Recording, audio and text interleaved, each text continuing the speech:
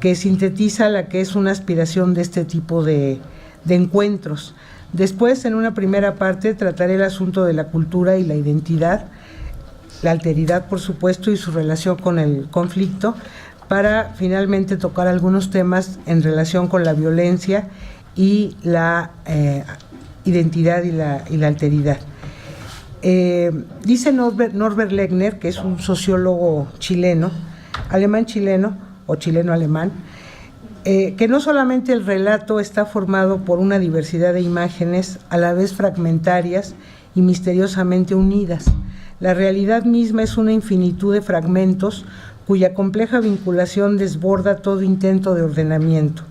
Lo que llamamos orden no es finalmente otra cosa que una propuesta, digamos, un intento de compartir. Pues bien, solo compartimos lo que elaboramos intersubjetivamente. Solo entonces es nuestro mundo, nuestro tiempo.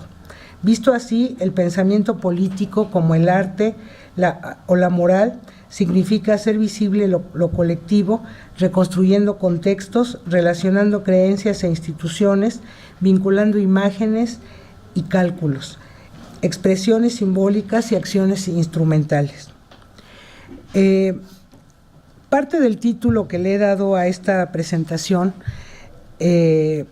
lo propio y lo de identidad y alteridad, lo propio, la difícil relación entre lo propio y lo ajeno. Parte de esta presentación la he tomado prestada de un ensayo de la autoría del antropólogo Guillermo Bonfil Batalla, publicado a finales de la década de los 80. Reconozco en esta selección dos motivos fundamentales. El primero es porque se trata de un autor, un antropólogo, con una habilidad extraordinaria para proponer en una frase un punto de partida para iniciar los procesos de comprensión de cierto tipo de conflictos. En este caso, la idea de la relación entre lo propio y lo ajeno en sí misma no es conflictiva, salvo en ciertos contextos, aunque siempre está presente en las interacciones que establecemos con personas y grupos diferentes a nuestro grupo de pertenencia. El otro motivo tiene que ver con el momento histórico en el que fue hecha esta reflexión y su publicación a fines de 1989. El final de una década en la que se expresaron grandes acontecimientos y se desarrollaron los primeros signos de conflictos que, sin ser nuevos, alcanzaron expresiones inéditas a lo largo de la década de 1980 y especialmente en la siguiente. En esta presentación considero que algunos aspectos de estas situaciones pueden comprenderse justamente a partir de la relación conflictiva entre lo propio y lo ajeno, o dicho de otra manera, a partir de la instrumentalización de la identidad y la alteridad. El de los 80 fue un decenio marcado por un conjunto de eventos que perfilaron cambios en todas las esferas de la vida social en una escala mundial. Unos cuantos hechos vendrán bien para sopesar su trascendencia. Para América Latina y desde el campo de la economía, este periodo, la década de los 80, fue denominado como la década perdida, por el bajo o nulo crecimiento económico, las impagables deudas externas, la devaluación de la moneda, la caída de los precios del petróleo. Para el caso de México, la declaración de moratoria de pagos y la devaluación del peso, aderezada, no sé si ustedes sepan, con la famosa frase que unos días antes emitiera el entonces presidente José López Portillo cuando juró defender el peso como perro. Luego lloró y pidió perdón, pero bueno. Con sus particularidades, otros países de América Latina vivieron una situación semejante a la que se sumaron carencias económicas y socioculturales propias de los contextos dictatoriales y como parte de ello la violación galopante de los derechos humanos. Paralelamente, otras situaciones marcaron este momento. Una que me parece particularmente importante fue cuando en 1981 se hicieron públicos los resultados de las investigaciones sobre el síndrome de inmunodeficiencia adquirida y sobre esta noticia se levantó una de las más grandes campañas homofóbicas y un discurso en el que el estigma y la discriminación de por sí ya existentes parecían encontrar su justificación, entre comillas, justamente en ese tipo de investigaciones. En contrapartida, encontramos también una paulatina y cada vez más organizada respuesta de los grupos agredidos, y con ello el surgimiento de nuevas organizaciones y la expresión de demandas nunca antes vistas, aunque no por ello inexistentes. Para algunos autores, el nunca antes visto es cómo se pasa de demandas centradas en el consumo, a demandas centradas en la cultura, a demandas centradas en el derecho a la vida, a demandas que tenían que ver con lo que llamamos cultura, con un universo simbólico francamente opresivo para los diferentes grupos sociales, culturales, que estaban fuera de lo que se llama normal. Otra de las situaciones que comienza a mostrar su rostro y que hoy nos toca de cerca es la cada vez más sonada presencia de los que comenzaron a llamarse cárteles de la droga. Otros casos, quizá los más conocidos, el inicio del resquebrajamiento hasta su derrumbe del bloque comunista, la perestroika y la glasnost, reestructuración y transparencia, el surgimiento del sindicato Solidaridad en Polonia, la muerte de Tito, el presidente de Yugoslavia, que desencadenó la confrontación entre las nacionalidades que componían el Estado yugoslavo. Las características, sería otra de las cuestiones que marcan esta década, de conflictos bélicos como los que se generalizaron en la década de los 80 y 90 en diversas regiones del continente africano, así como en Europa del Este, el Sur, de Asia, Oriente Próximo y América Latina, siendo un caso destacado el de Colombia. Quizá dentro de 20 años digan siendo un caso destacado el de México. En ese momento era Colombia. Todo esto rompió con muchas de las certezas, rompió con las certezas que da la vida cotidiana de diferentes modos en diferentes países, sobre todo estoy pensando en Chile, en Argentina, en Colombia, otra vez dentro de 2 décadas ojalá que se vea como pasado lo que hoy nos pasa en México. Esta nueva situación originó una profunda revisión, en el caso de las guerras, de la teoría de la guerra moderna, y la conclusión más notable fue que las confrontaciones militares de ese momento, su carácter y los tipos de violencia desatados superaban ampliamente las teorizaciones que se habían hecho del conflicto bélico en el pasado reciente. Por tanto, fue conveniente llamarlas de otro modo: nuevas guerras, guerras postheroicas, guerras degeneradas, guerras anómicas, o simplemente a las zonas del globo donde estaban ocurriendo se les nombró zonas de violencia abierta. De modo simultáneo, se van a fortalecer diversos movimientos sociales iniciados en las décadas anteriores, al mismo tiempo que se comenzaban a hacer visibles nuevos movimientos sociales, llamados así para diferenciarlos de las expresiones clásicas. Se habló de nuevos movimientos sociales para diferenciarlos de los movimientos sindicales, de las protestas que más o menos estaban ligadas a las clases sociales, al movimiento sindical, y se empezó a hablar de nuevos movimientos sociales. Últimamente incluso se habla de nuevos movimientos sociales. Los nuevos movimientos sociales, como dije antes, estaban ligados sobre todo a la cultura, ¿sí? A demandas culturales, a demandas de consumo cultural, a demandas de expresiones de movimientos artísticos nuevos. Las mujeres, los jóvenes, las demandas por el respeto a la orientación sexual, surgieron también nuevas iniciativas artísticas. En el campo de las ciencias sociales y humanas comenzaron a ser cada vez más frecuentes términos como cultura, diversidad, identidad, experiencia, actor, agencia, subjetividad y miedo, ¿sí? ¿Por qué remarco miedo? Porque el miedo, como experiencia, obtuvo en estas condiciones la calidad de objeto legítimo de investigación, que resulta muy interesante, y a lo que hay que agregar que la década de los 80 también suma lo que desde la década de los 60 comienza a aparecer por diversos lados, que es la subjetividad y la crítica al objetivismo. Cuando pensamos en la crítica al objetivismo, también hay que pensar que no es nueva. Ya desde los años 50, sociólogos como Roy Mills o los antropólogos siempre hemos estado metidos en todo, entonces, pero ya sociólogos como Roy Mills llamaban la atención acerca de lo que alguna vez Jean-Paul Sartre dijo. Sí sé que lo dijo él, pero no sé dónde lo dijo. ¿Qué es lo que hace la gente con lo que quieren hacer con ella? ¿Qué es lo que pasa con los sujetos? ¿Cómo viven los sujetos?, se preguntaba Roy Mills, las grandes estructuras, que después desemboca en la década de los 60 en una paulatina crítica al objetivismo, pero que ya en la década de los 80 se abre y comienza a registrarse este tipo de términos, cultura, diversidad, miedo, experiencia, actor, agencia, etcétera, y en fin, otras expresiones que registraban una multiplicidad de dimensiones propias de la subjetividad humana, que se comenzaron a constituir como situaciones de reflexión.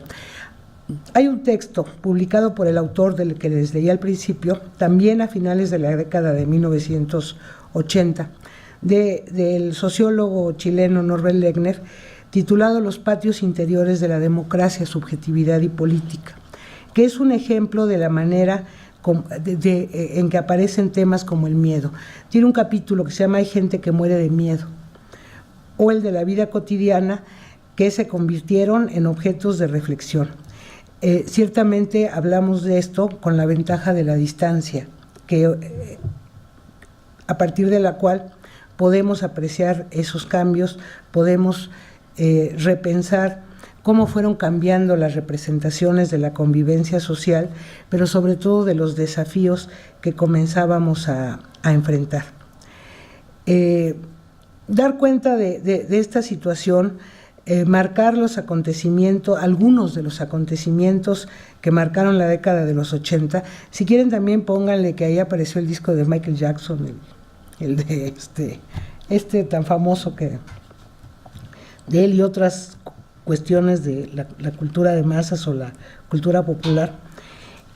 Pero de regreso al título de esta presentación, cuando Guillermo Bonfil escribe Lo propio y lo ajeno, teoría del control cultural, tenía puesta la mirada en una problemática que fue el centro de su reflexión durante toda su vida, la sociedad mexicana y latinoamericana, y dentro de ella el lugar que ocupaban en ese momento los pueblos indígenas. Esta preocupación lo llevó primero a hacer una caracterización en 1970 de la sociedad mexicana como una sociedad pluriétnica y pluricultural, caracterización que entre otros elementos construyó a partir de la idea de cultura y del lugar que la cultura ocupa en la constitución de los seres humanos como tales y de sus sociedades. En este artículo destacan dos preocupaciones que, desde mi punto de vista, cruzan toda la obra de este autor. La primera, él siempre tuvo la idea de que era necesario prescindir de andamiajes teóricos complejos que solo comprendían los iniciados. De ahí su esfuerzo por escribir para llegar a todos los públicos, pues estaba convencido de que el futuro era un asunto de todos. Su segunda preocupación, reconocer la diversidad sociocultural como el cimiento sobre el cual imaginar nuevos proyectos de convivencia social, la aceptación de la diversidad sociocultural como un hecho intrínseco a los grupos humanos que se halla en constante tensión con todos los intentos homogeneizadores que se fraguan desde distintos ámbitos del poder. Con esta idea, lo que él estaba enfrentando, y me refiero a él porque fue quizá de los primeros que va a iniciar esta discusión, contra lo que él estaba oponiendo era contra las teorías homogeneizadoras, sobre todo contra la existencia de una cultura nacional. ¿Sí? Él se burlaba mucho y decía, ¿y quién en antropología una de las cosas que se enseñaban hace como 100 años era de que en cada grupo había un informante clave, ese que se sabía todo, lo del grupo. Y él decía, ¿y quién sería el informante de la cultura nacional? Los del norte, los del norte, los del sur, el campesino que cuida chivos por acá, o el sembrador o tal. Dice, no existe una cultura nacional, existen muchas culturas, y eso es lo que constituye a la nación mexicana. Entonces, esta idea sobre la que estuvo siempre dando lata es el hecho de que él va a incorporar a toda esta discusión las nociones de poder y de conflicto. Hannah Arendt, por ejemplo, decía que el olvido del carácter conflictivo es el olvido de que la política se basa en el hecho de la pluralidad de los seres humanos. Y es justamente esa pluralidad la que hace necesaria la existencia de la política, entendida como negociación entre diversas voluntades. Esta diversidad, cuyo reconocimiento reclaman estos autores y muchos otros, resulta de la confluencia de diferentes factores. No hay una sola diversidad, hay muchas. Depende de dónde estemos parados. ¿De dónde proviene? De los contrastes geográficos, del hecho de haber nacido y socializado en una u otro país, en una lengua y no en otra, en los consumos propios de un lugar X o Y y no en otro, hasta las diferencias que provienen de la pertenencia o orientación de géneros, de la edad, de los desniveles económicos y educacionales, entre otros muchos factores que propician la formación y la reproducción de redes sociales y afectivas que nos permiten constituirnos como un nosotros. Nosotros somos. El mismo proceso que siguen grupos que a su vez son nosotros, y que cuando estamos frente a frente somos nosotros, los de la UNAM, los otros, los de la UAM.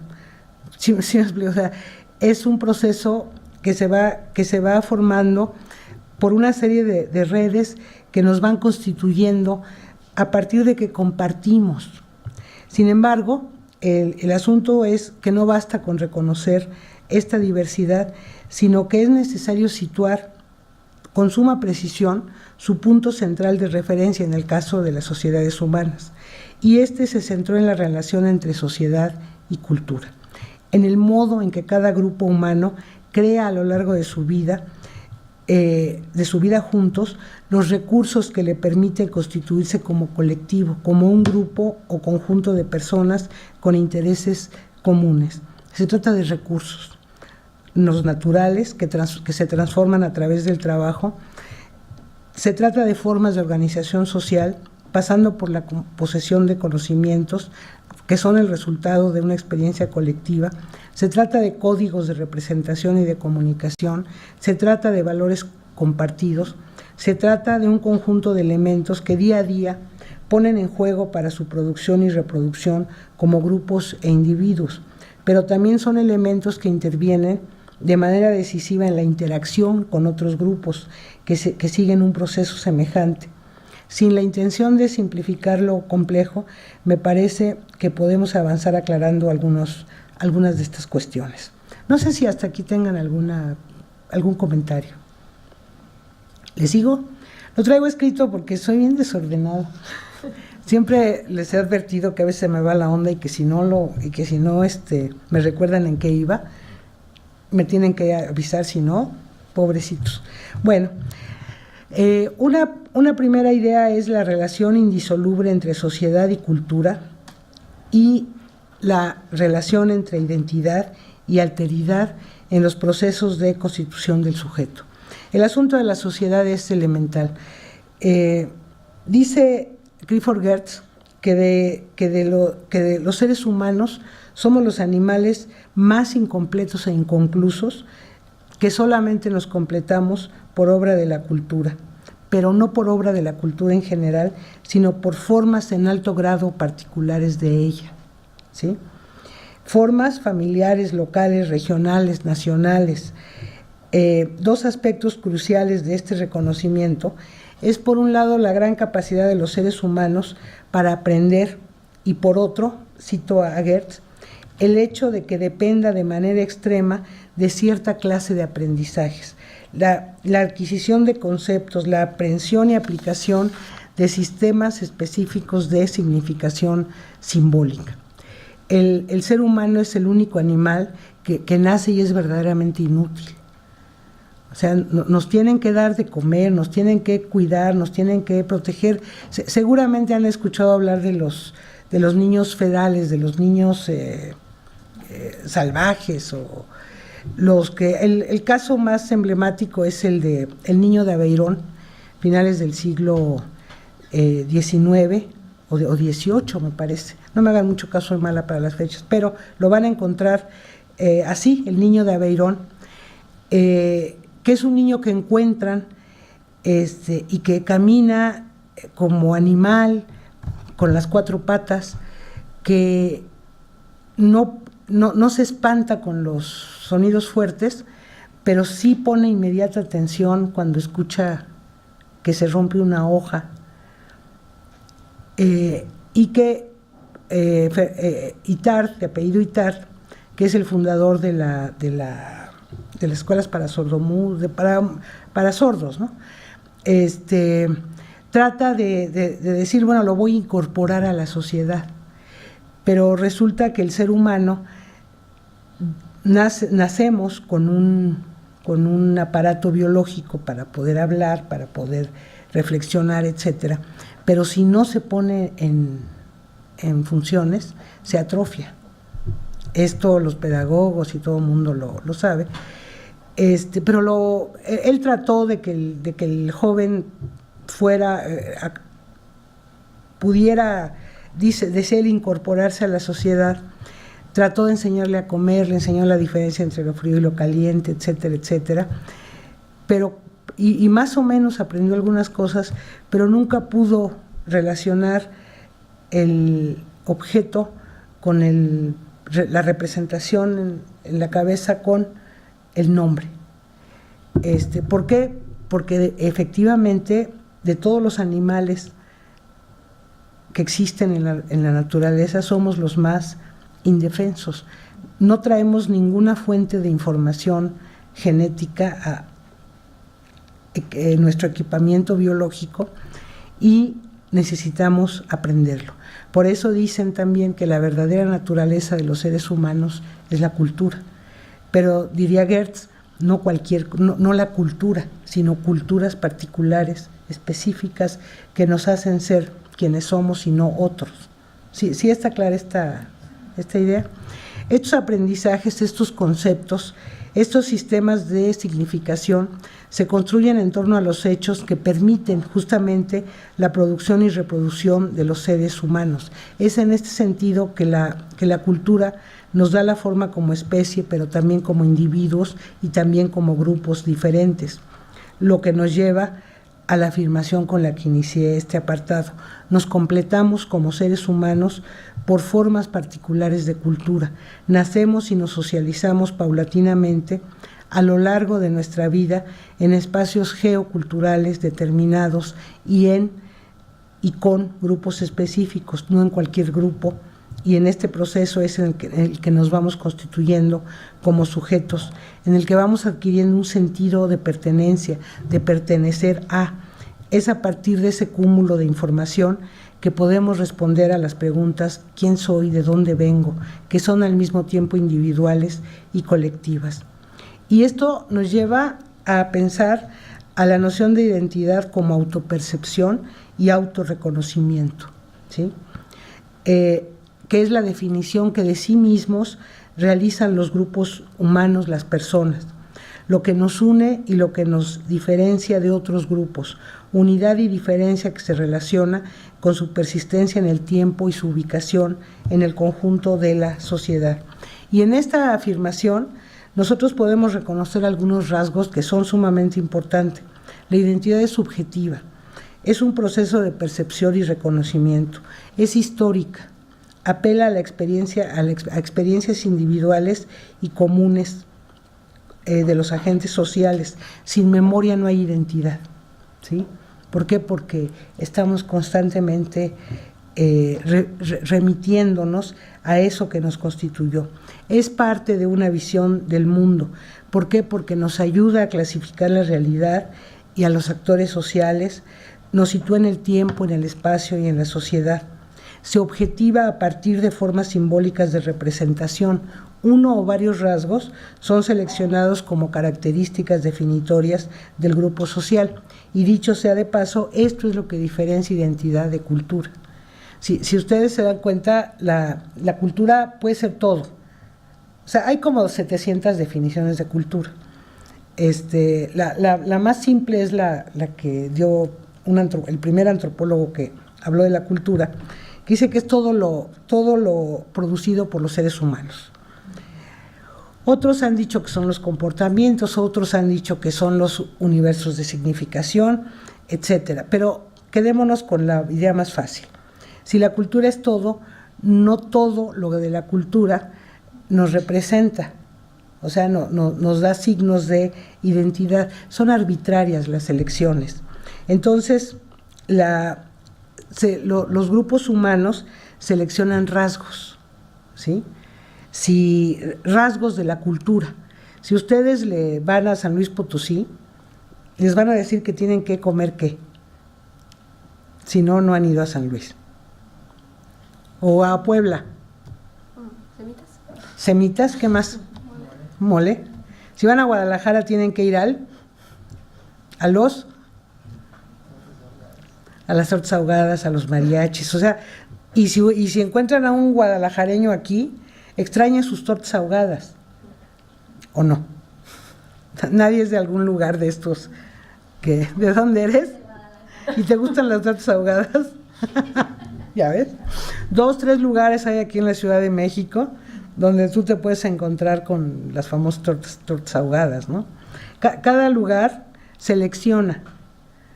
Es arbitrario, o sea, ¿quién dijo que el mariachi? ¿Quién sabe? O el tequila, y no el mezcal, o el chucho de rabias, o lo que les guste.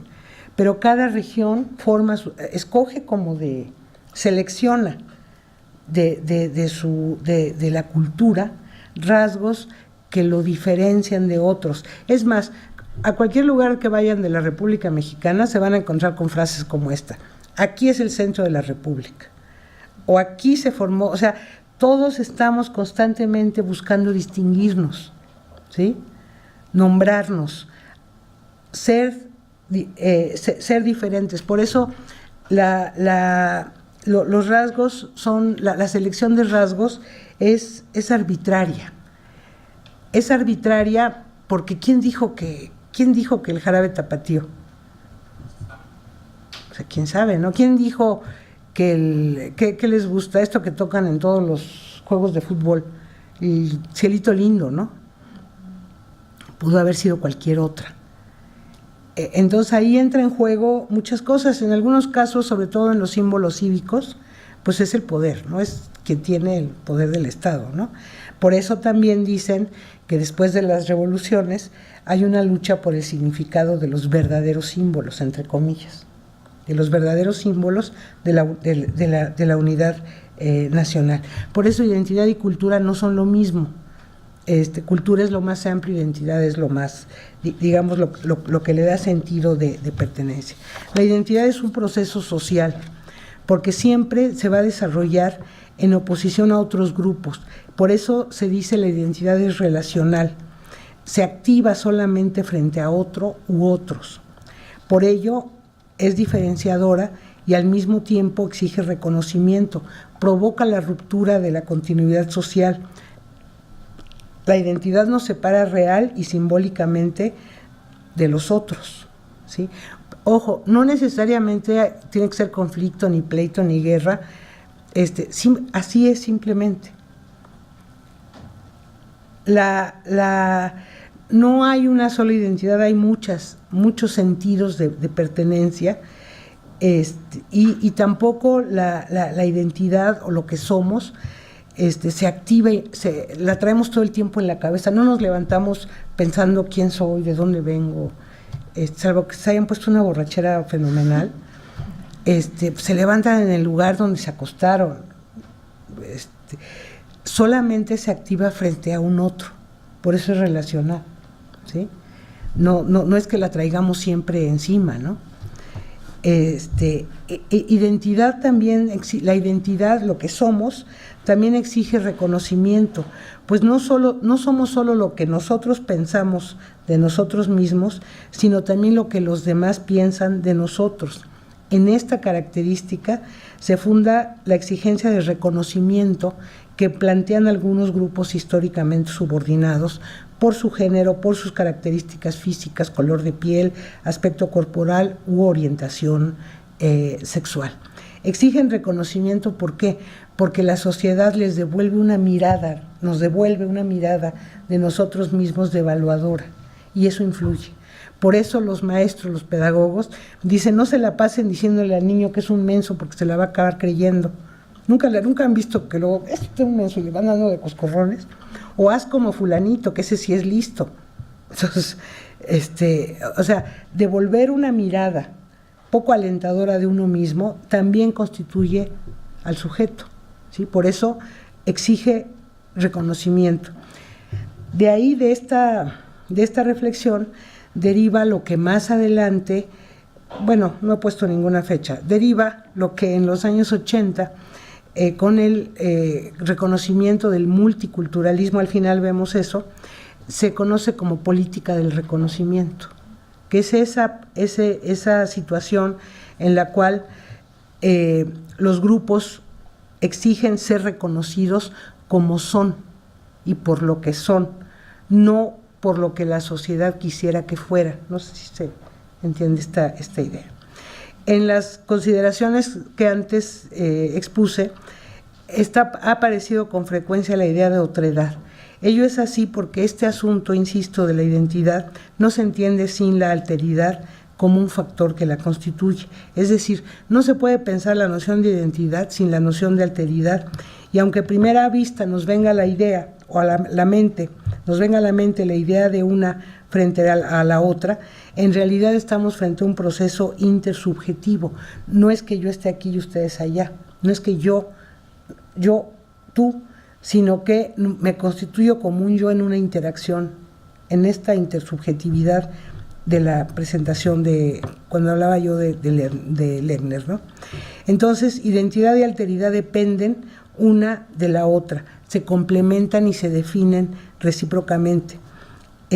Esteban Crotz va a enfatizar el encuentro, la interacción, como el lugar de la pregunta antropológica, y nos coloca en la situación de imaginar un primer encuentro entre grupos humanos desconocidos entre sí. La pregunta que cada grupo se hace respecto al otro, y seguramente les ha pasado y nos pasa a todos, es ¿quiénes son estos, no? ¿O quién es este? Y lo primero que vemos es una manera de vestir, una manera de hablar, puede darnos incluso a veces miedo. Es el fundamento también de la relación interétnica. O sea, nos miramos, y lo que en principio reconocemos es que son como nosotros, pero que no se visten igual ni hablan como nosotros, son entonces diferentes. Y aquí viene este juego de palabras, que es el de la relación de la igualdad en la diferencia y la diferencia en la igualdad. Somos iguales, pero somos diferentes. Y ese es el fundamento de la relación de alteridad. Si no me encontrara yo con otro grupo diferente, yo no me daría cuenta de que soy diferente. Entonces, por eso es que no se trata de una cosa que estemos uno frente al otro, sino que es una interacción, es en la interacción en donde nosotros nos estamos viendo como únicos, pero también como diversos. Todos los seres humanos hacemos las mismas cosas, pero lo hacemos de manera diferente. Ese es el descubrimiento de los antropólogos. De los antropólogos, que fue a fuerza, no fue por listos. Fue a fuerza porque de pronto encontrarse en sociedades donde uno no sabe nada del otro es, pues, conocerlo, es un asunto de sobrevivencia. Entonces se empiezan a dar cuenta de que hacemos las mismas cosas, pero las hacemos de manera diferente, de que todos creemos en un Dios o en algo que está por encima, pero de manera diferente. Pero lo que nos hace iguales es justamente que todos creemos en un ser superior, como dicen los AA, es lo que descubre Fray Bartolomé de las Casas, cuando en aras de defender a los indios de toda la violencia que ejercían sobre ellos, trataba de convencer a los reyes y a todo el mundo de que ellos eran más religiosos que los propios españoles. Y decían, ¿pero por qué? Y dice, porque ellos sí son más religiosos que nosotros, porque imagínense, dan la vida por su Dios para justificar los sacrificios humanos. Él lo tomó como argumento, ¿no? Entonces, hasta aquí podríamos proponer una primera conclusión, que es el reconocimiento del papel de la cultura en la vida humana y la formación del sentido de pertenencia como resultado del desarrollo de nuestra existencia en determinada sociedad. Desde esta perspectiva, la cultura y la identidad son intrínsecas a los seres humanos y la relación nosotros, los otros, es el resultado de esa pertenencia a un grupo y no a otro.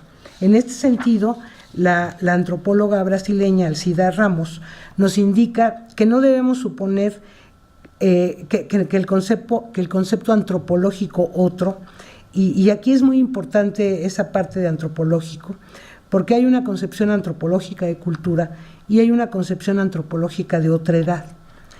Ella dice, no debemos suponer que el concepto antropológico otro se refiera necesariamente a una sustancia, a una esencia inherente a los habitantes de los márgenes del mundo. Al contrario, debe ser tomado no como una categoría sustantiva, sino como un concepto analítico aplicable en cualquier lugar, desde nuestros vecinos hasta nuestras antípodas.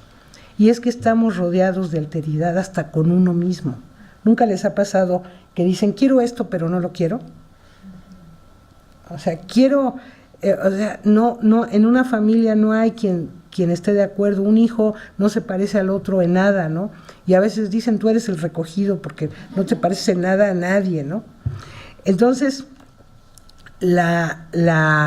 eso es lo que al principio decía de género, de sexo, de edad, de género, de edad, de clase social, de lo que sea. Hay diferencias. Yo les he platicado mucho en mis clases que cuando yo era chica, hace algún tiempo ya, salía con mi papá y me daba mucha vergüenza porque él volteaba a ver hacia los muchachos con los pelos hasta acá y decía, mira nada más, qué cochinos, se me hace que no se bañan, y me daba mucha vergüenza porque se ponía a hablar de los otros delante de ellos.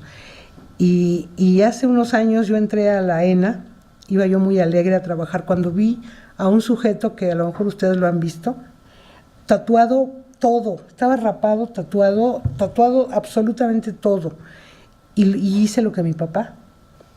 O sea, me le quedé viendo, casi me di la vuelta y lo seguía yo viendo y no lo podía creer. Eso es enfrentarse a la otredad, ¿sí? O cuando uno se siente viejito es cuando tus alumnos te invitan a una fiesta y la música que ponen ya no sabes qué hacer con ella, ¿no? Entonces, no, ya no estoy para esto, ¿no? Entonces, hay siempre, estamos rodeados de diversidad. Y ese no es un problema, eso es lo que somos, ¿no? Entonces, hasta aquí estamos de frente a una situación más o menos comprensible. Sin embargo, además de la cultura y la identidad como algo intrínseco a la constitución de los sujetos, también resulta central reconocer los extremos peligrosos en el tratamiento de la cultura y la identidad, lo que nos abre un camino para la comprensión de algunas formas de violencia, todas aquellas formas de violencia que se sustentan en la defensa de la identidad o en la instrumentalización de la identidad, porque es ahí donde alcanzan su fuerza. A veces no entendemos por qué en algunas guerras, estoy pensando en Yugoslavia y el enfrentamiento entre croatas y serbios, por qué alcanzaron ese nivel, esa fuerza. Esto creo que ayuda un poco, fue la instrumentalización de la cultura, de la identidad. Estos dos extremos nos remiten al primordialismo y al instrumentalismo. El primordialismo concibe la identidad como una condición esencial, originaria y permanente de todo grupo social. y no nacemos con una identidad. La identidad no es una cosa que venga en nuestra acta de nacimiento. El sentido de pertenencia se va forjando paulatinamente en los diferentes grupos en los que nos desarrollamos. Es más, las identidades cambian. Por eso ustedes no son iguales a sus padres, por eso no son iguales a sus hermanos, por eso no son iguales a sus otros compañeros, ¿no?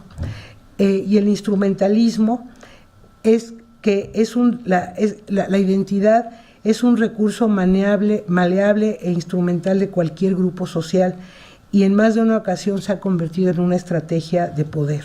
En torno a estos dos extremos es que me interesa establecer el vínculo con la violencia, pues la activación del orgullo en uno de los grupos se reproduce en el otro.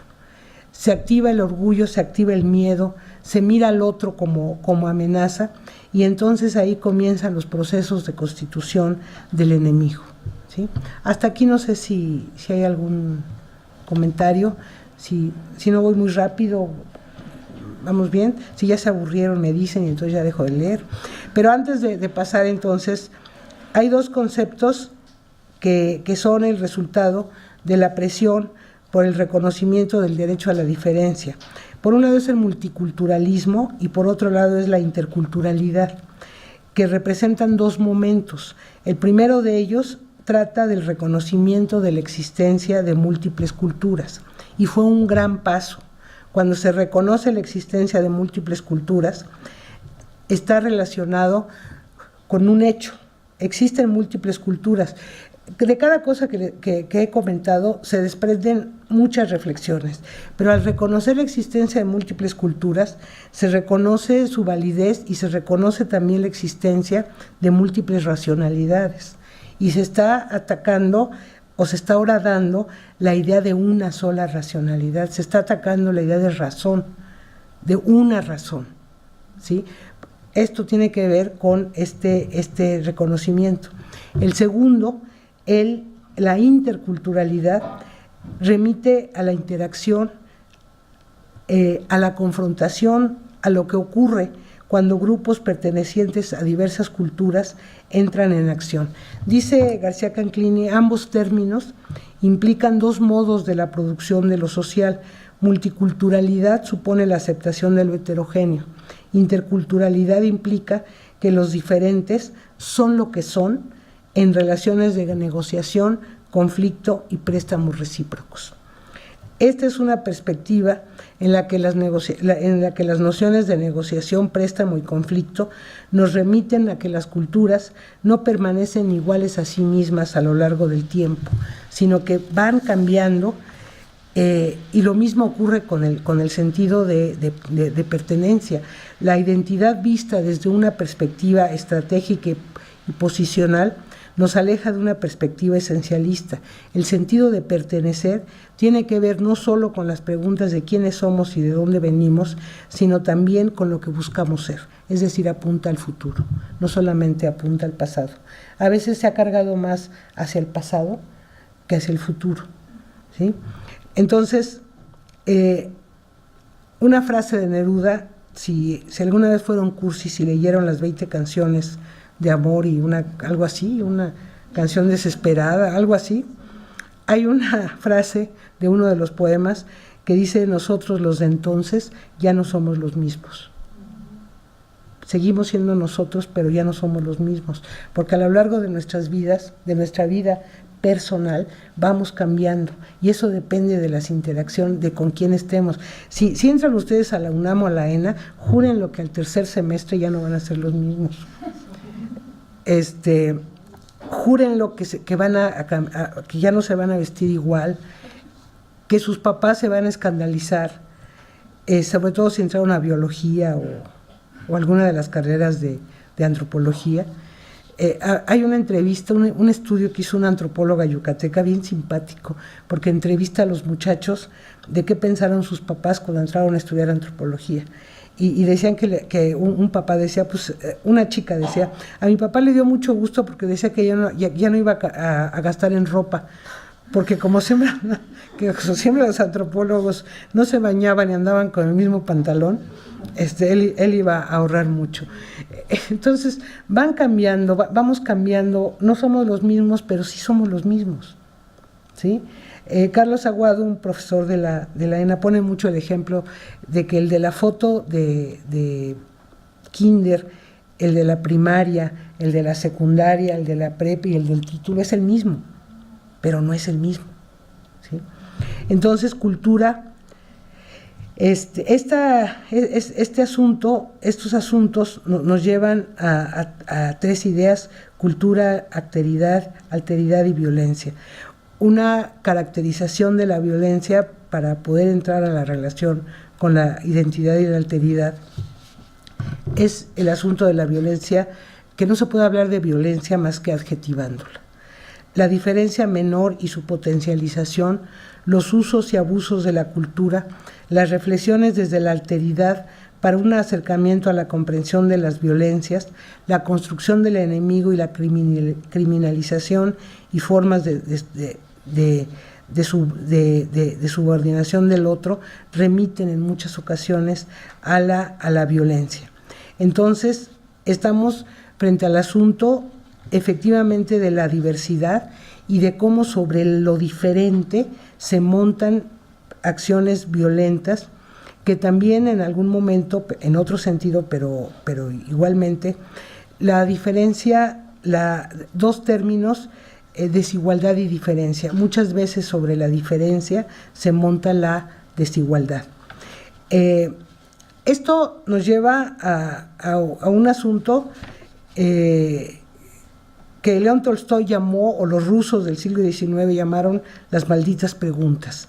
Una frase que anota Isaiah Berlin, cito, se volvió común en la Rusia decimonónica, con la que se indicaban esos problemas morales y sociales centrales de los que todo hombre honesto debe hacerse consciente tarde o temprano para luego encararse con la elección de entrar en la lucha o dar la espalda a sus congéneres, consciente de su responsabilidad.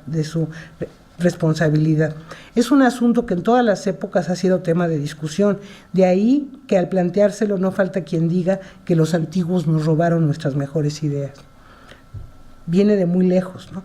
Todorov presenta esta problemática desde la idea de lo que llama el cruce de culturas y de su pregunta acerca de la posibilidad de comprender a una persona que no sea uno mismo, la posibilidad de comprender a un grupo que no sea el mío.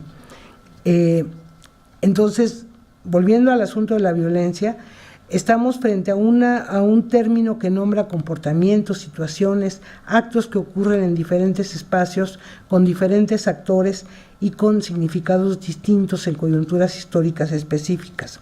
De todo lo anterior, la dificultad de definirla como concepto acotado, excepto por el hecho que nombra el ejercicio de la fuerza para, ¿sí?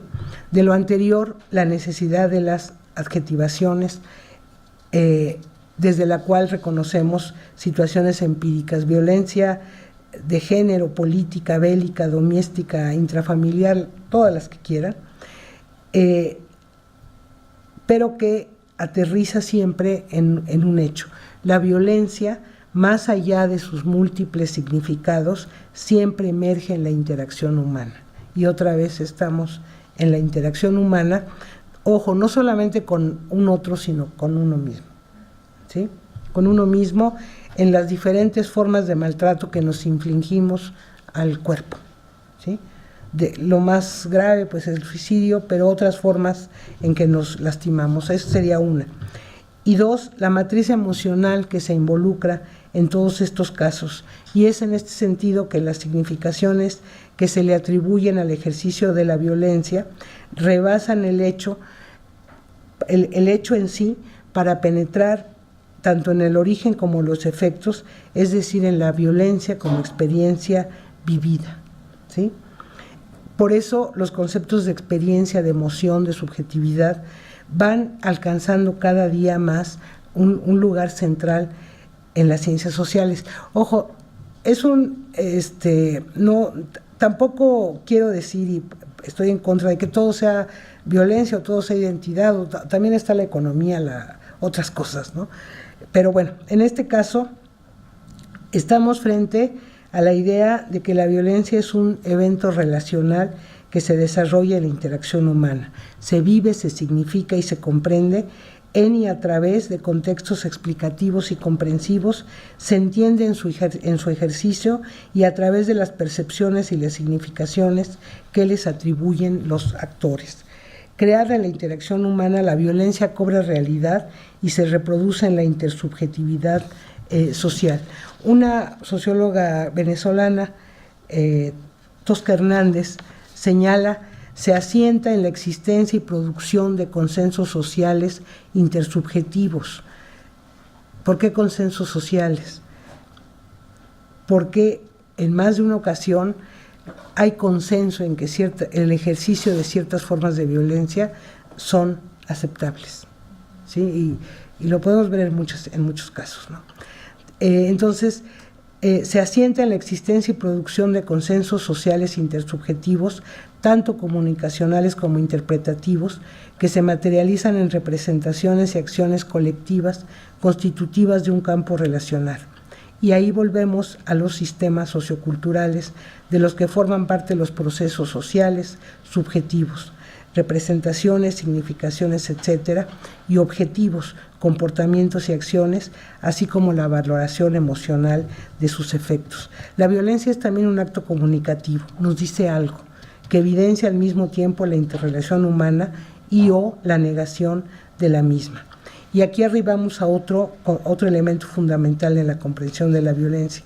La violencia es histórica, es decir, su significado social y sus manifestaciones cambian de una época a otra, de un sistema cultural a otro. La dimensión histórica nos permite conocer el desarrollo de los eventos y de los discursos que los sustentan, así como sus efectos sobre los grupos expresados en traumas, sentimientos de odio, sumisión, deseo de venganza, entre otros. Esto nos conduce a una serie de ideas para la comprensión de la violencia. Una central es que resulta insuficiente tomar como referencia solo las dimensiones manifiestas de la violencia. Esta es la observación de Elsa Blair cuando interroga a la violencia desde la cultura y encuentra en esta última el campo de representaciones que acompañan a los actos de violencia, es decir, su dimensión simbólica, su sentido, sus representaciones, imaginarios, significaciones y tramas discursivas. De ahí que el análisis exige esclarecer los contextos materiales, pero también los contextos culturales, a partir de los cuales la violencia es ejecutada, leída, pensada, narrada y significada. En suma, cuando estudiamos la violencia, hay que incorporar el elemento cultura. Desde esta postura es posible rebatir aquellas posiciones que arraigan los actos violentos en disposiciones biológicas del ser humano, aunque ciertamente el empleo de la violencia es parte del repertorio amplio de posibilidades o disposiciones humanas. También es cierto que se la emplea solo en determinados entornos y relaciones sociales y se asocia y se alimenta por ciertas creencias de orden cultural. Seguramente ustedes se han acercado, han oído esa discusión de que si el ser humano es malo por naturaleza o bueno por naturaleza, si el ser humano está predispuesto de manera natural a la violencia o no lo está. Los antropólogos han investigado sociedades que no conocen la guerra, pero también han investigado sociedades que están constantemente en guerra. Entonces, la idea de incorporar la cultura, las significaciones, las formas como las personas entienden, significan la violencia, nos lleva a una pregunta: ¿qué interés tiene debatir este lugar común? Miriam Jimeno, que es una antropóloga colombiana, propone, esto lo hace a propósito de muchas ideas que comenzaron a circular acerca de que en Colombia había una cultura de la violencia. Y ella decía, es que a nadie le gusta la violencia. O sea, uno vive con ella porque a veces no queda de otra, ¿no? Entonces su pregunta es, ¿qué interés tiene debatir esto? Pregunta esta antropóloga.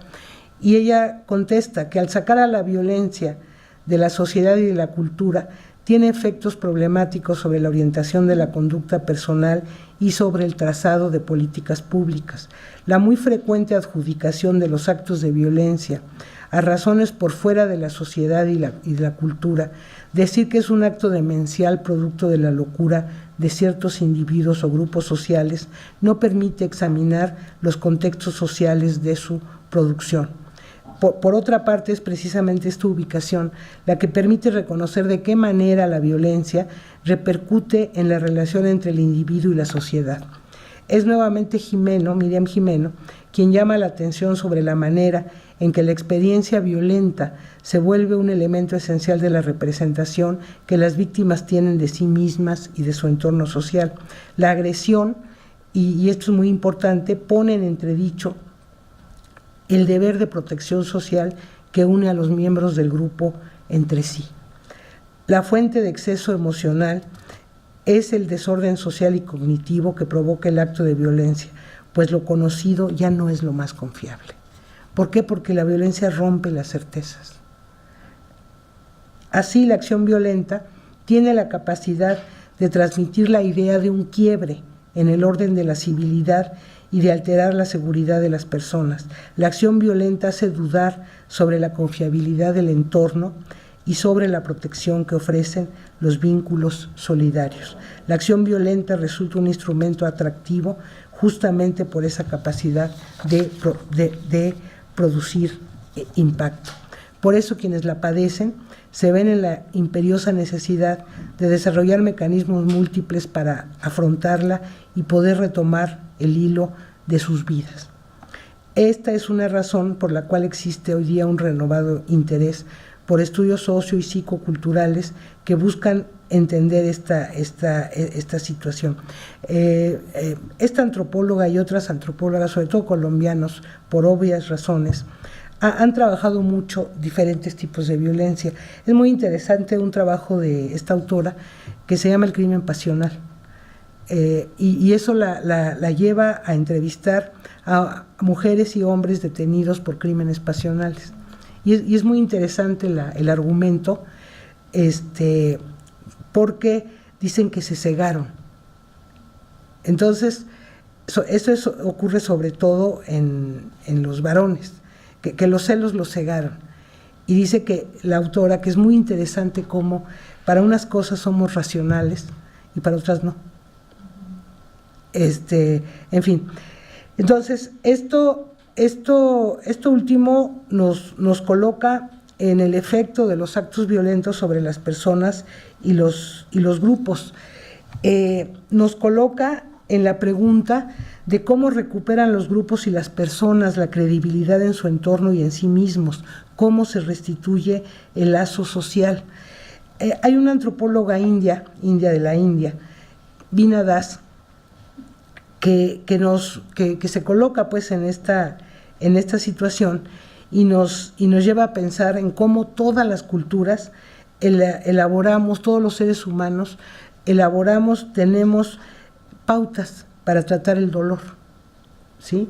Para el tratamiento del dolor frente a la pérdida, cómo tenemos rituales, comportamientos que se han de seguir no para evitar el dolor, sino para hacerlo llevadero, ¿no? Puede ser religioso, cualquier tipo. Pero ¿qué pasa?, se pregunta esta antropóloga, cuando nuestras formas culturales quedan rebasadas por una violencia no imaginada. Esa es la pregunta que se hace. Ella la hace frente a la tensión entre India y Pakistán, 4 grandes ocasiones, la partición de India y Pakistán, y la disputa por la región de Cachemira desde 1947 a 1948, en 65, en 71, y en 1971 y 1999. Entre las muchas cosas que ocurrieron ahí fue el secuestro y la violación de mujeres, que el crimen sexual en las guerras contra las mujeres es constante. ¿Qué hacen cuando la cultura propia no puede explicar eso? ¿Sí me explico? O sea, ¿qué pasa cómo se restituye el lazo social? Las cifras son terribles, ¿no? Las cifras oficiales reconocen a 50,000 mujeres musulmanas que fueron secuestradas en la India y 33,000 hindús o sikhs en Pakistán durante la partición en 47. Y luego algunas se suicidaron, algunas las regresaron. ¿Qué se hace? O sea, la cultura no da para tratar estas cosas, ¿no? Es un caso límite, pero es un caso límite que se repitió en Yugoslavia, que se repite en África, que se repite en todas partes, ¿no? Entonces, la gran pregunta que se plantea nuestra Vina Das, que además es muy interesante, y pueden encontrar un libro de ella, si les interesan estos temas, que se llama Sujetos de dolor y dignidad, que está en línea. O sea, si ustedes buscan Vina, se escribe Vina Das, con V. Sujetos de dolor y dignidad, en donde ella hace toda esta reflexión de qué hacer, qué hace la gente cuando hay que restituir los lazos sociales. ¿Qué hicieron los Hutus y los Tutsis después de lo que pasó? Y eso nos lleva al asunto de la reconciliación, que es un asunto que hoy día está en el orden del día en Colombia, en Chile, y en general en lo que se llama políticas de la memoria, ¿no? Cada grupo también tiene sus políticas de la memoria. Es interesante ver, por ejemplo, que hay una política de la memoria diferente en Argentina y una diferente en Chile. O sea, en Argentina uno cada 2 pasos se encuentra, aquí estuvo un lugar de tortura, aquí estuvo. En Chile no. En Chile no encuentra uno eso. En Berlín se encuentran con cada paso, con todo lo que pasó. En otros países no.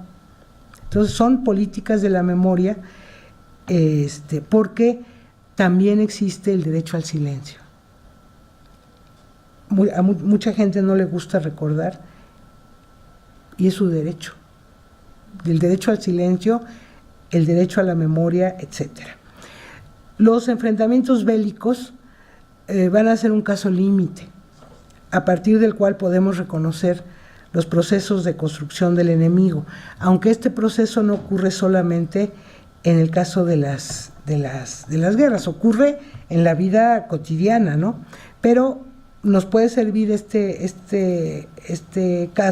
casos para volver al asunto de la alteridad, la identidad y el nosotros y los otros. Es la idea de que las guerras como acción, el enfrentamiento bélico en el campo de batalla, no estalla de pronto. Para que ello ocurra es necesaria la búsqueda de consenso en el interior del grupo, la elaboración de narrativas, el reconocimiento de los aliados, la permisividad social para disponer y orientar toda clase de recursos materiales hacia la eventualidad de un conflicto armado, producción o investigación científica, policíaca, acopio de armas, engrosamiento de los ejércitos, todo tipo de medidas que se consideran preventivas. Sin enemigo al frente, ninguna de estas actividades sería posible. Ninguna sociedad autorizaría todas estas cosas si no hubiera un enemigo al frente, ¿no? Se trata de un momento inicial caracterizada por una intensa producción simbólica que apunta directamente a la movilización del sentido de la diferencia, a la exaltación de lo propio frente al ajeno, a la exageración de la amenaza que representa el de afuera.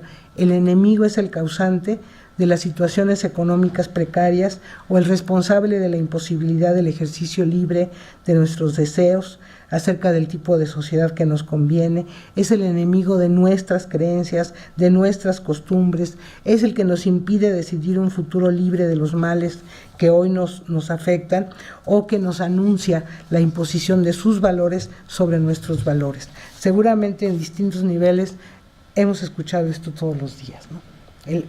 Eso que nos amenaza.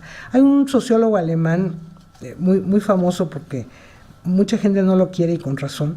Carl Schmitt ha definido esta situación desde la perspectiva del agrupamiento amigo-enemigo, que para él define la esencia de lo político. Esta es una postura de la esencia de lo político. Al principio hablé de Hannah Arendt, y para ella la esencia de lo político es la interacción. Hannah Arendt tiene una concepción de política que es el entre nosotros. Este hombre tiene una concepción de la política, de lo político, a partir de la distinción amigo-enemigo. Dice, la distinción amigo-enemigo indica el grado extremo de la intensidad de una unión o de una separación. El punto en que tales conceptos alcanzan la totalidad de su significado ocurre cuando se propone la posibilidad real de la eliminación física del adversario. Lo cito: la guerra deriva de la hostilidad, puesto que esta es la negación absoluta de todo otro ser. La guerra es solo la realización extrema de la hostilidad. Eso dice él. Nosotros podemos preguntar cuáles son los recursos de los que se valen las partes para lograr esta negación absoluta del otro. Justamente es la criminalización, lo que antes les comenté. Entonces, parte de la respuesta se inscribe en el campo de las representaciones, de las maneras a través de las cuales se va alimentando la hostilidad a lo largo del tiempo que procede a la realización extrema de la que habla Carl Schmitt. Este es un hecho que se puede constatar en las más diversas situaciones de conflicto que hemos presenciado a lo largo del siglo XX y fue particularmente visible debido a la amplia difusión que tuvo el caso serbio-bosnio. También podríamos recurrir para observar este fenómeno, a las formas como los dirigentes políticos estadounidenses, soviéticos, etcétera, se han enfrentado en la historia política y militar. En términos sencillos, supone convertir los argumentos, la relación en un argumento de vida o de muerte. Hay un punto culminante en el que mi existencia depende de la inexistencia del otro. Pero esto no surge en un momento, eso precede. Incluso en algunos casos, sobre todo hasta antes de la guerra de Vietnam, mucha gente iba a la guerra dice Isaiah Berlin, que en la Primera Guerra Mundial la gente fue con singular alegría a la guerra. Recientemente, unos 20 años para acá, se han intentado hacer estudios sobre la Primera Guerra. Si ustedes se dan cuenta, casi no hay trabajos sobre la primera, trabajos de qué pasa después. Hay un grupo de investigadores franceses que se puso a analizar las cartas de algunos combatientes de la Primera Guerra y su cabeza estaba, dicen, en su casa. No te olvides de recoger las calabazas, no te olvides de poner el techo, no te olvides, o sea, estaban en otro lado, ¿no? Entonces,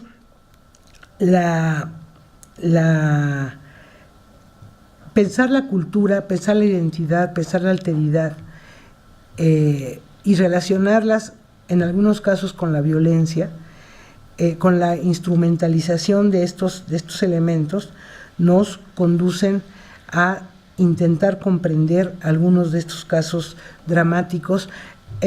La guerra es el extremo, ¿no? Pero hay una serie de elementos que nos permiten comprender por qué alcanzan tanta fuerza. Geertz habla de los apegos primordiales. Dice, los apegos primordiales surgen de los hechos dados, los que suponen haber nacido en una particular comunidad. Dice, las solidaridades políticas basadas en sentimientos primordiales tienen una fuerza profunda y duradera, no siempre son una fuerza activa que se percibe de inmediato, pero ahí están. No es que de pronto saltó el sentimiento patriótico, es que se está movilizando eso que él llama apegos primordiales. Ese cariño, ese afecto que todos nosotros sentimos por el lugar en que nacimos, por la familia, por eso que les pasa a nuestros abuelos o bisabuelos cuando dicen quiero ir a mi tierra. Esa palabra, no sé si la han escuchado en los mayores, voy a mi tierra, que está en la cabeza de las gentes. Esos son apegos primordiales. La otra cuestión que me parece muy interesante es Cuando Michael Ignatieff vive el conflicto en Yugoslavia, él no entiende, dice, yo estaba junto a un croata que se estaban peleando con los otros y yo escuchaba en la noche que se gritaban, a ver, tú todavía andas con esa chica de tal, o sea, vivieron 50 años juntos, iban a las mismas fiestas, conocían a las mismas muchachas y las muchachas a los mismos muchachos, y de pronto, dice, estaban uno en una trinchera y otro en otra. Y él va a encontrar en la idea de Freud, que es que le llama el narcisismo de la diferencia menor, una idea a partir de la cual sería posible comprender la violencia extrema que se deriva de la exaltación de la diferencia. Este narcisismo de la diferencia menor, dice, afirma nuestro autor, dice, nada fomenta tanto los sentimientos de extrañeza y hostilidad entre las personas como las diferencias menores. La diferencia que desde afuera nos parece pequeña, desde adentro puede ser muy grande. Y es que nos unen tantas cosas que a la hora en que nos tenemos que enojar, nos inventamos lo que podemos. Y eso nos ha pasado con los pleitos con nuestros hermanos, con nuestros amigos. O sea, hay tanto, nos conocemos tanto que la diferencia menor se exalta. Freud lo escribió en la diferencia mujer-hombre. Dice, las mujeres no son tanto el objeto del deseo de los hombres como del miedo que les tienen, porque finalmente no hay tanta diferencia, ¿sí? Por eso ya habla del narcisismo de la diferencia menor. El amor que tengo por mí mismo me hace estar frente al otro. Les leo una cita de Ignatieff. Dice, la propuesta de Freud sirve para comprender que el grado de hostilidad e intolerancia entre los grupos no guarda relación con el tamaño de sus diferencias culturales, históricas o físicas, cuando lo mide un observador ajeno y desapasionado. En efecto, cuando menores parecen las diferencias al observador externo, mayor puede resultar su importancia para la definición de los que están adentro. Entonces, él está observando y le dice él narra que le pregunta al croata, oigan, ¿y ustedes en qué se diferencian de los serbios? Ah, que nosotros fumamos cigarros croatas, que nosotros hablamos croata, que nosotros esto, que nosotros aquello. Y luego él mismo dice, en realidad somos la misma basura. O sea, ya pensándolo bien.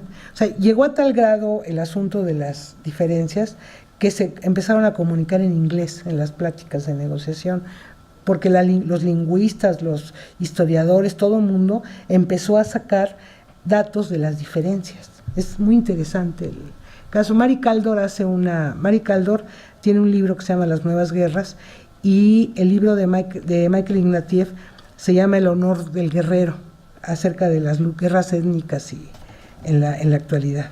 Entonces, ya voy a acabar. La diversidad sociocultural es un hecho, no es un bien en sí mismo. No se trata de fomentarla, sino de reconocerla.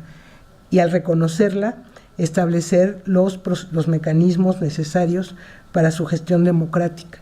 Cualquier proyecto de vida en común tendrá que partir de la diversidad como característica de los grupos humanos y de ahí reconocer el conflicto como parte de esa característica y considerar que todo acuerdo es transitorio.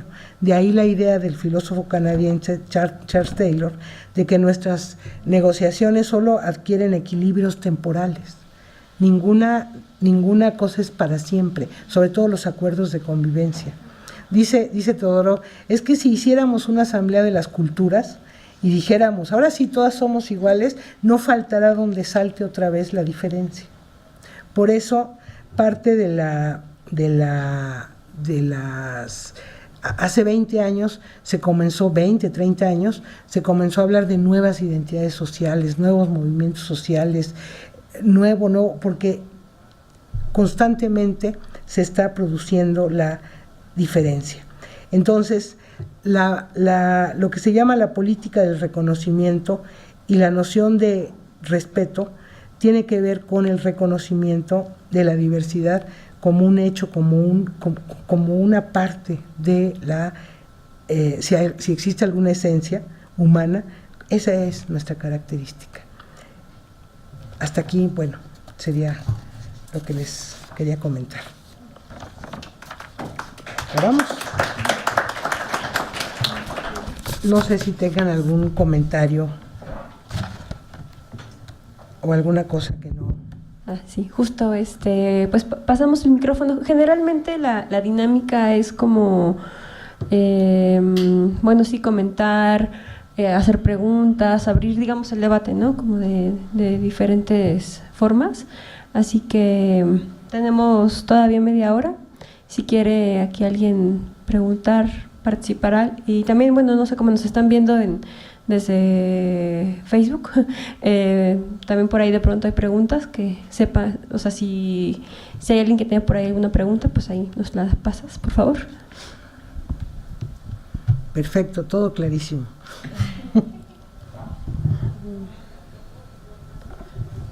Bueno, yo pensaba como varias cosas, ¿no?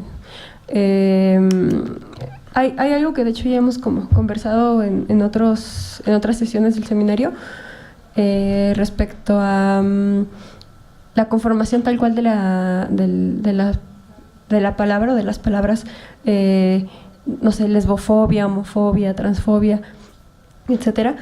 ¿Hasta qué punto podemos seguirla interpretando como una fobia, ¿no? Esas formas de violencia validadas a través de discursos de odio, esas prácticas de odio, ¿cómo, o sea, si es o no pertinente continuar pensándolas como, precisamente como fobias, ¿no? O sea, justo me quedé con particularmente con algo que mencionabas sobre el momento en el que la inexistencia del otro significa la permanencia de mi propia existencia, ¿no? Entonces, eso se puede pensar como fobia, ¿no? O sea, esto que impulsa como el exterminio del otro, de la diversidad, de la diferencia, como sí, claro, pues como una fobia, no sé.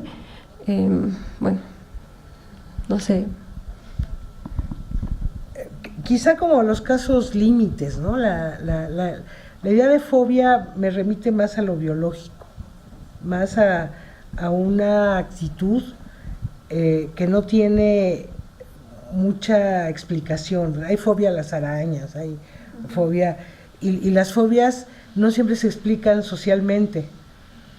Y yo creo que esa animadversión contra ciertos grupos tendría que explicarse socialmente, culturalmente, y para eso habrá que encontrar los términos adecuados, ¿no? Para hacerlo. Hay algunas palabras que remiten a ámbitos de lo irracional, y a mí no me gustan mucho, aunque en ciertas circunstancias sí dan cuentas de la fuerza de la animadversión que algunas personas desarrollan contra otras, ¿no? Entonces, básicamente pienso eso, ¿no? Creo también que en algunos momentos específicos hay que ser radical, y entonces puede caber la idea de fobia, ¿no? Como esta situación incontrolable de rechazo, de miedo más bien, a algo, ¿no? Pero creo que eso es al principio. Después, cuando se identifica, cuando se denuncia, cuando se da cuenta de esta situación, como que hay que buscar razones culturales, razones sociales, y en algunos casos son patológicas, ¿no? Pero cuando digo patológicas es de personas que traen algo ya acá, ¿no? Que no es así como explicable. Y a mí la idea de fobia me remite a algo incontrolable. Seguramente hay gente que no se controla frente al diferente. Incluso le puede causar miedo. Fobia puede ser miedo. Básicamente es esa idea. Bueno, tienes un micrófono, de hecho. Sí. A ver si ¿me escucha? Sí. No creo, perdón. No se escucha. Es que como se está grabando, perdón. Sí, creo Bueno, es que ahora que comentabas respecto cómo que somos diferentes, pero que finalmente pues somos iguales, me recuerda mucho así como un momento con mi sobrina que en ese entonces tenía 4 años. Yo soy de Chiapas y San Cristóbal pues es como un lugar muy recurrido por extranjeros y así, ¿no? Uh-huh. Entonces íbamos caminando por el andador y de repente mi sobrina de 4 años se encuentra con una niña totalmente distinta a ella, ¿no? Ojos azules, cabello súper claro, y entonces mi sobrina se quedó así, se la quedó viendo, ¿no? Entonces yo la observaba y yo dije, ay, ¿yo qué tengo que decirle, no? Porque creo que a ella sí le movió mucho ver una niña, pues muy distinta a ella, que a mí lo único que se me ocurrió fue decirle, salúdala, ¿no? Y entonces ella así como muy penosa, la saludó y le dice, hola. Pero entonces me quedo, pues, y justo porque tú lo mencionas, de que finalmente somos iguales, pero que también la diferencia física, la diferencia cultural, pues también creo que eso es lo que remarca. Y entonces, pues también tú comentaste sobre esto de que lo extraño, ya que por acá la anoté, donde dices que la diferencia a veces remite a la desigualdad, ¿no? Que también, pues, creo que a lo largo de mi vida, y pensando un poco en la identidad, es que yo he vivido con muchas familias, y en cada una de estas familias como también adoptado un cachito de cada familia, ¿no? Y entonces, si pienso en la identidad, a veces creo que de mi familia tengo muy poco, porque la convivencia siempre ha sido a la distancia, siempre ha sido como por otros medios, pero me parece como importante esto, ¿no? Como de pensar que la identidad pues no es solamente una, sino que sí justo pues tenemos varias identidades. Es eso. Sí, pero comenzaste diciendo que eres de Chiapas. No, sí, o sea, la identidad no es una esencia, no nacemos con una identidad. Por eso les decía, no está en nuestra acta de nacimiento, sino que se va formando, se va formando paulatinamente. Y justamente la instrumentalización de la identidad es la suposición de que venimos de un mismo lugar todos y que somos iguales y que por lo tanto debemos de pensar igual y debemos de hacer las mismas cosas. Y todo aquel que no es como nosotros es enemigo en ciertas circunstancias, ¿no? De tu familia tienes lo que te enseñaron, pero de las otras familias tienes más, ¿no? Sí. Sí. Pues durante la exposición mencionó 2 veces la otredad. Lo refería como un concepto analítico que evidencia la diferenciación en la intersubjetividad, pero quisiera saber si existe alguna diferencia fundamental entre otredad y alteridad, o pudieran utilizarse como sinónimo uno de otro. En antropología las usamos igual. Si tú te metes con los psicólogos, con estas especializaciones, sí te van a mencionar otras, o muchas otras significaciones, incluso muy complejas. Pero en antropología la alteridad es el otro, es la otredad. No necesariamente es bueno ni malo, simplemente es la otra cultura, ¿no? El otro. Por eso decía, es un concepto analítico, no es un concepto que clasifica. Como yo, el tatuado que vi, era un otro. Gracias.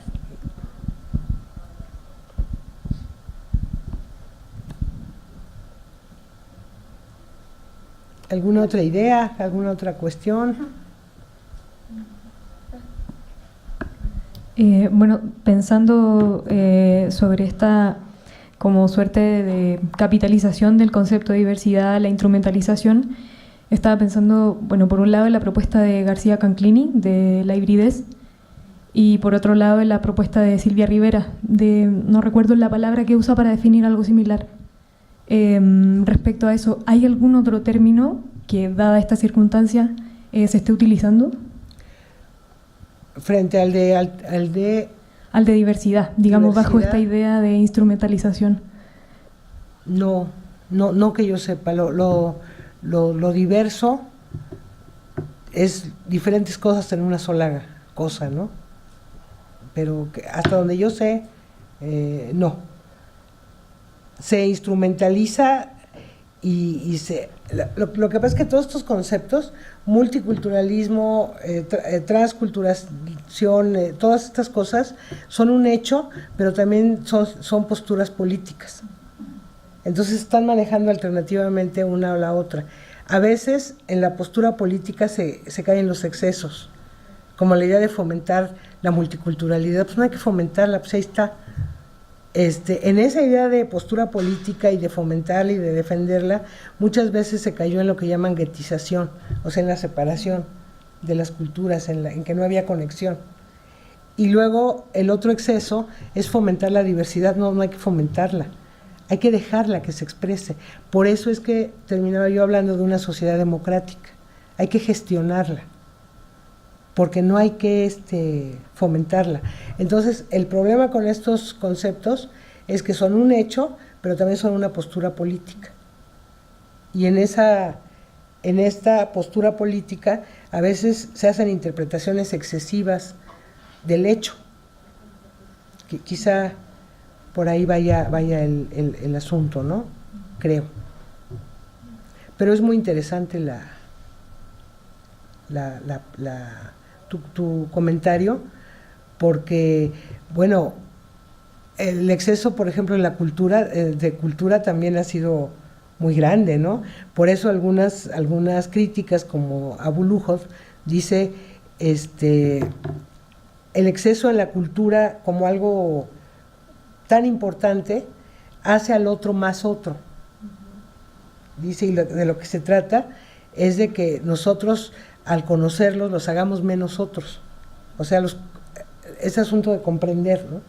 De acercarnos a comprender sin exotizar, sin presentarlos como si estuvieran bajo un microscopio. De ahí la noción de respeto que maneja Richard Sennett cuando dice cómo hacer para ejercitar el respeto. Dice, ¿cómo hacer para conocer a la demás gente sin que parezca que los tenemos en la mira, ¿no? Eso es especialmente para los antropólogos, ¿no? Que muchas veces, bueno, lo primero que nos enseñan en antropología, sobre todo en los primeros años, es ver sin ver.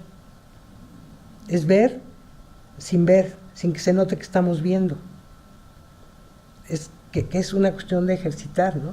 Ver todo sin que estemos así y que la gente a la que visitemos pues, se sienta mirada como bajo un microscopio, ¿no? Ver sin ver es parte del ejercicio del respeto, ¿no? Creo que en todo hay excesos, ¿no?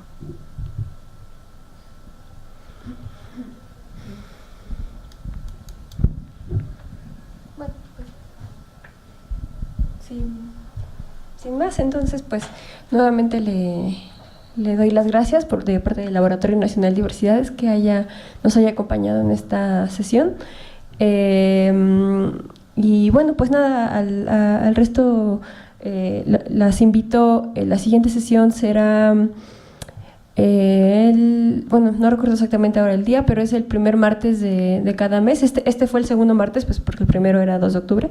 Entonces, el primer martes de noviembre estaremos aquí con Alicia Hopkins para hablar como de el concepto de diversidad digamos, como diversas formas de justicia, justicia comunitaria, etcétera. Entonces, esperemos también contar con su presencia y bueno, pues muchísimas gracias. Gracias. Gracias.